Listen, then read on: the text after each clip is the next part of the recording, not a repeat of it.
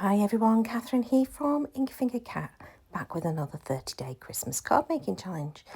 Now the theme for today's card was Silent Sparkle, and I ummed and ahed for a little while about this, and then I thought, do you know what, just go with the sparkle and go for something like peaceful, and so that's what I've done. I've chosen sort of a very pale bluey grey coloured cardstock. I actually don't know where this cardstock's from. It's beautiful though, so I like it. And I've inked up a panel that's smaller than my card front, and then I have used gloss gel. So this dries clear. It looks a bit milky at the moment, but it dries clear and shiny.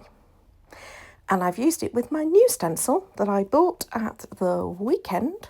I'm making this on Sunday, just in all honesty, making this on Sunday the 23rd. So I'm about a week ahead on the cards at this point. And on the 23rd, I decided to challenge myself to make all of the remaining cards for this challenge, because I just need to clear the decks a little bit and get this done and dusted. So this card I actually had to make in several sessions because that gloss gel needs to completely dry and I need to not put my fingers in it. Okay, so that's the plan.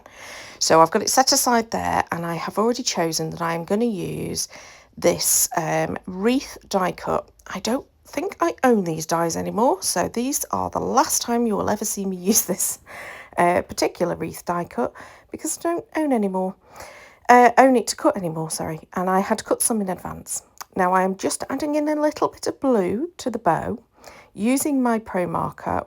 To be honest, it's a very pale blue, and then I have used glitter glue on the little stars that are on the wreath, and then I'm using it over the top of the bow just to add in the sparkle. And then I am going to set these aside. Now they get set aside for about 2 hours, maybe. Yeah, an hour and a half probably. By which time this is ready to go. So you can see there the amount of shine that you get with that texture, with the gloss gel, and it's not particularly thick, so it's still a nice layer. I don't know what happened to me ATG, it just decided it was going to not work for a little while. But yeah, it's a nice layer, so it definitely thickens the cardstock, but not really chunky or anything along those lines. My glitter glue has now dried on the wreath as well, so this is perfectly good to play with.